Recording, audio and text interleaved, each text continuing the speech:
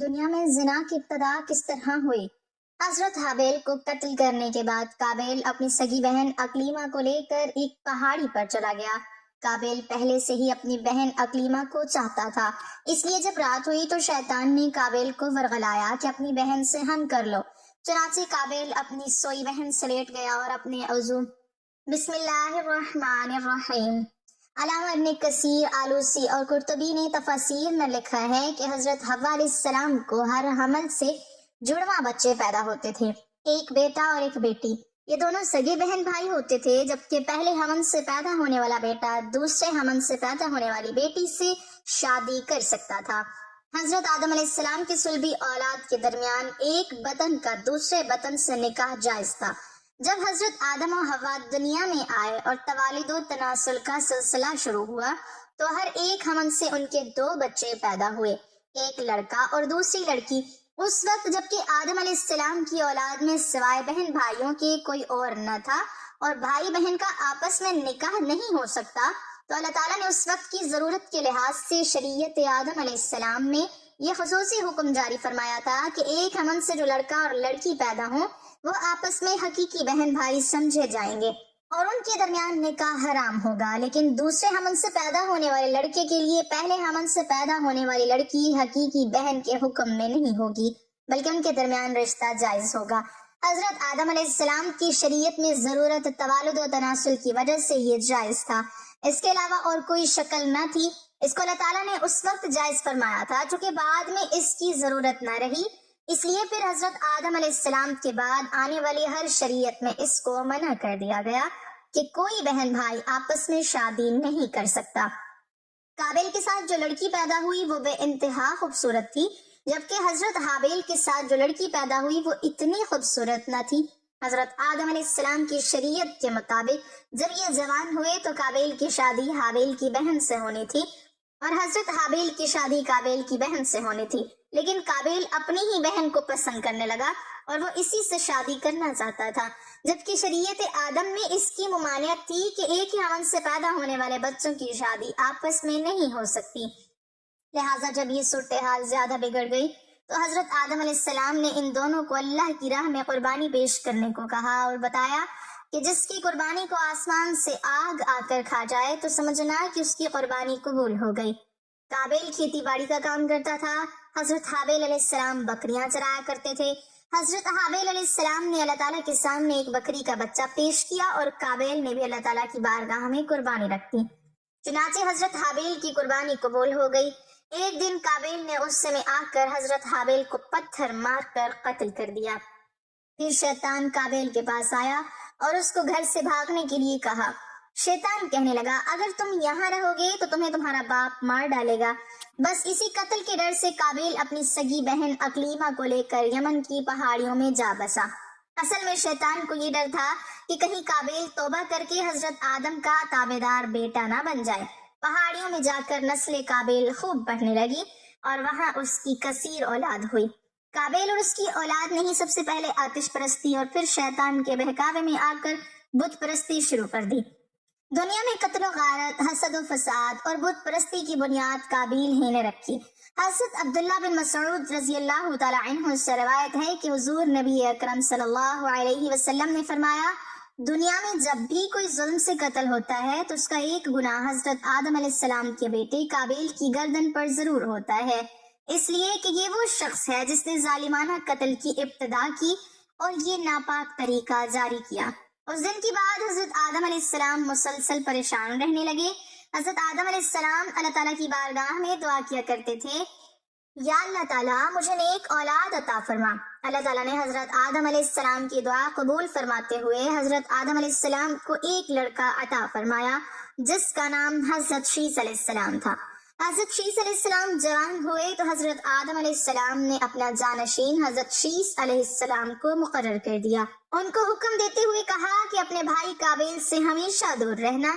جب حضرت آدم علیہ السلام کا وصال ہوا تو اللہ تعالیٰ کی طرف سے بے شمار فرشتے زمین پر نازل ہوئے۔ انہوں نے حضرت شیث علیہ السلام کو اپنے باپ کو دفن کرنے کا طریقہ بتایا۔ اس کے بعد حضرت حوا کا بھی وصال ہو گیا۔ اس کے بعد زنا کی شروعات ہوئی۔ اس کے بعد ایک وادی میں قابیل اور اس کی اولاد رہنے لگے۔ शैतान एक आदमी की शक्ल में उनके पास आया। शैतान ने उन दोनों को ऐशो इशरत में लगा दिया। शैतान ने उनको ऐसे ऐसे कपड़े और गाने बजाने के तरीके सिखाए कि वो कभी भी उनको ना भूल सके। उन्होंने एक दिन मेले के लिए मुकर्रर किया जिस पर वो बरहना औरतें और मर्द इकट्ठे शिरकत करते। इस मेले में तरह तरह के गाने और मौसीकी की आवाजें आती थीं। इस तरह जो शख्स मोमिन था उनको भी ये आवाजें सुनाई देती थी। एक दिन एक मोमिन के दिल में ख्याल आया कि मैं ये सब कुछ करीब से देखना चाहता हूँ कि एक दिन वो मोमिन अपने साथियों से चोरी वहां से निकला और काबिल के लोगों के पास आ गया। उसने देखा कि काबिल की औलाद बेहयाई और फजूल कामों में लगी हुई थी। उस शख्स ने वहां जाकर देखा तो वो औरतें बहुत ही खूबसूरत और हसीन थी। इस हवाले से रिवायत में आता है कि हजरत शीस और उसके साथी बहुत ही हसीन और जमील नौजवान थे। उनकी निस्बत उनकी औरतें ज्यादा प्यारी न थीं। काबिल की औलाद में तो बहुत ही प्यारी थी, लेकिन उनकी निस्बत मर्द ज्यादा हसीन और जमील न थे। वो शख्स काबिल की औलाद औरतों से बहुत ही मुतासिर हुआ और उसके बाद वो वापस आ गया। उसने मोमिनीन को भी उनकी औरतों के बारे में बताया। उनमें से जो कमजोर ईमान वाले थे वो काबिल की औलाद की तरफ हिजरत करने लग गए। काफी हद तक मोमिन लोग भी काबिल के फितने में दाखिल होते गए और फजूल कामों में शामिल होते जा रहे थे। इस तरह वो एक दूसरे की तरफ माइल होते गए, जहां से जिना जैसे कबीरा गुनाह ने जन्म लिया। रिवायात में आता है कि हजरत शीस अलैहिस्सलाम के साथ रहने वाले साथियों की तादाद बहुत ही कम रह गई थी, जबकि काबिल का गिरोह काफी मजबूत और ताकतवर हो चुका था।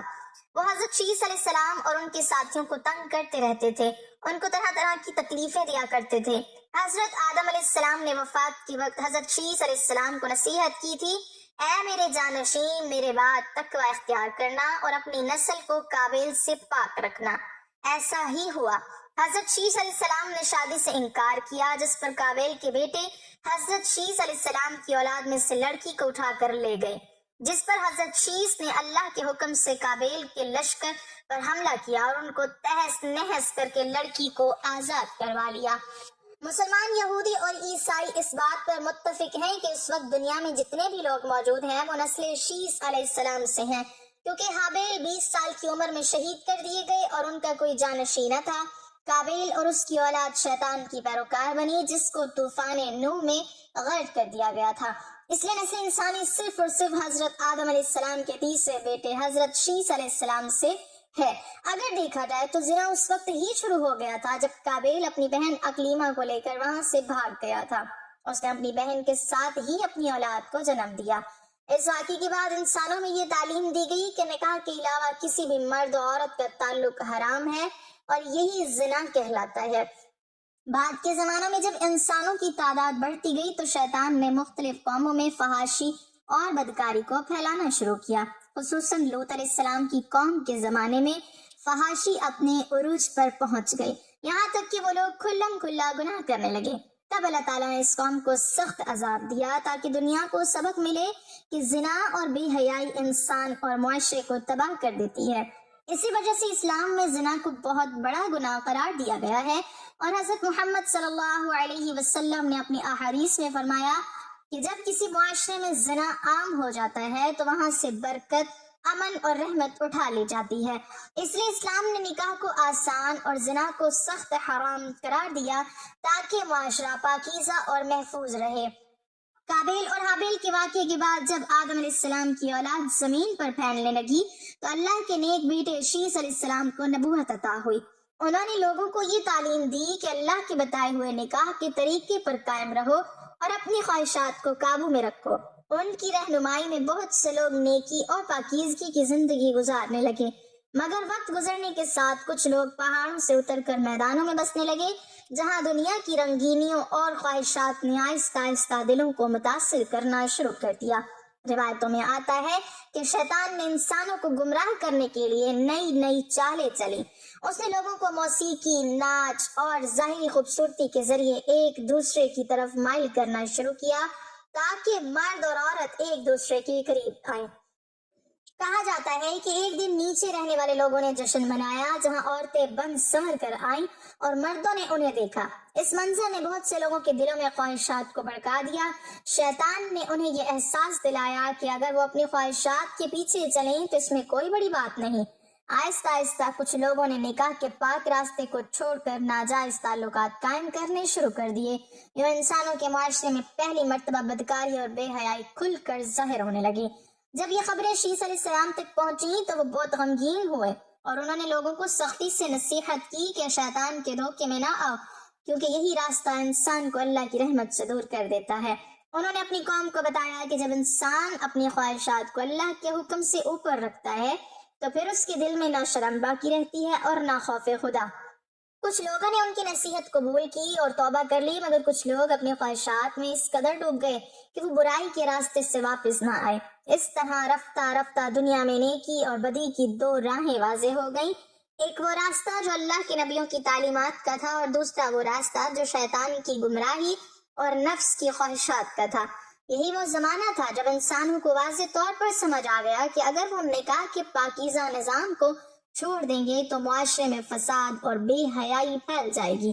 اسی لیے بعد میں آنے والے انبیاء نے بھی ہمیشہ اپنی قوموں کو یہی نصیحت کی کہ وہ پاک دامنی اختیار کریں اور نکاح کے ذریعے ہی اپنی زندگی گزاریں۔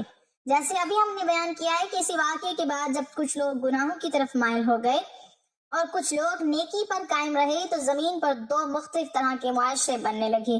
ایک وہ لوگ تھے جو شیس علیہ السلام کی تعلیمات پر عمل کرتے ہوئے پاکیزگی اور حلال نکاح کی زندگی گزار رہے تھے، اور دوسرے وہ لوگ تھے جو شیطان کے بہکاوے میں آ کر آہستہ آہستہ بے حیائی اور گناہوں کی طرف بڑھنے لگے۔ روایتوں میں آتا ہے کہ نیک لوگ زیادہ تر پہاڑوں اور بلند علاقوں میں رہتے تھے تاکہ برائیوں سے دور رہیں، جبکہ دنیا کی رنگینیوں میں پڑنے والے لوگ میدانوں میں آباد تھے۔ وقت گزرنے کے ساتھ شیطان نے ایک اور چال چلی۔ اس نے میدانوں کے لوگوں کو خوبصورت لباس، موسیقی اور میلوں ٹھیلوں کی طرف مائل کیا تاکہ پہاڑوں کے نیک لوگ بھی اسی طرف کھینچے چلے آئیں۔ ایک دن کچھ نوجوان پہاڑوں سے نیچے آئے اور انہوں نے وہاں کی محفلیں اور عورتوں کی آرائش و زیبائش دیکھی۔ یہ منظر ان کے لیے نیا تھا، چنانچہ کچھ لوگوں کے دلوں میں بھی خواہشات پیدا ہونے لگی۔ شیطان یہی چاہتا تھا کہ نیکی کے ماحول میں رہنے والے لوگ بھی اس آزمائش میں پڑ جائیں۔ اس طرح آہستہ آہستہ برائی کا دائرہ پھیلنے لگا اور کچھ ایسے واقعات پیش آئے جن میں مرد و عورت نے نکاح کے بغیر تعلقات قائم کیے۔ یہی وہ زمانہ تھا جب انسانوں میں زنا اور بے حیائی کی جڑیں مضبوط ہونے لگی۔ جب یہ حالات شیس علیہ السلام تک پہنچے تو انہوں نے اپنی قوم کو جمع کیا اور نہایت درد بھرے انداز میں نصیحت کی۔ انہوں نے بتایا کہ شیطان انسان کا کھلا دشمن ہے اور وہ اسی طرح آہستہ آہستہ انسان کو گمراہ کرتا ہے۔ انہوں نے لوگوں کو یاد دلایا کہ ان کے والد آدم علیہ السلام کو بھی شیطان نے ہی دھوکہ دیا تھا، اس لیے اس کے فریب سے بچنا ضروری ہے۔ کچھ لوگوں کے دل نرم پڑ گئے اور انہوں نے توبہ کر لی، مگر کچھ ایسے بھی تھے جو دنیا کی لذتوں میں اس قدر کھو گئے کہ نصیحت کا ان پر اثر نہ ہوا۔ اسی طرح وقت گزرتا گیا اور انسانوں کے درمیان نیکی اور بدی کی کشمکش چلتی رہی۔ بعد میں آنے والے انبیاء بھی اپنی قوموں کو یہی سمجھاتے رہے کہ انسان کی عزت اور معاشرے کی پاکیزگی اسی میں ہے کہ وہ نکاح کے پاک بندھن کو اختیار کریں اور حرام راستوں سے دور رہیں۔ یہی وجہ ہے کہ دین اسلام میں پاک دامنی کو بہت بڑی نیکی اور زنا کو نہایت سنگین گناہ قرار دیا گیا تاکہ انسان اور اس کا معاشرہ برائی اور فساد سے محروم رہ سکے۔ تو آخرکار یہ تاریخ انسانی ہمیں یہ سبق دیتی ہے کہ انسان کی زندگی میں پاکیزگی اور نیکی ہی اصل کامیابی ہے۔ جب ہم اللہ کے بتائے ہوئے راستے پر چلتے ہیں، اپنے نفس کو قابو میں رکھتے ہیں اور نکاح کے پاکیزہ نظام کو اپناتے ہیں تو دل میں سکون، زندگی میں برکت اور معاشرے میں عزت قائم ہوتی ہے۔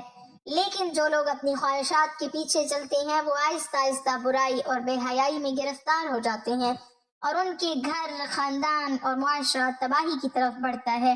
یہی وجہ ہے کہ اللہ تعالیٰ نے زنا کو سختی سے حرام قرار دیا اور نبی کریم صلی اللہ علیہ وسلم نے بار بار انسانوں کو نصیحت کی کہ وہ پاک دامنی اختیار کریں اور اپنے اعمال میں ہمیشہ شرم و حیا کو مقدم رکھیں۔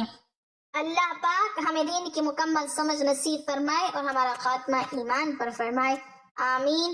ناظرین، کمنٹ باکس میں اللہ تعالیٰ کے 99 ناموں میں سے ایک نام ضرور ٹائپ کریں۔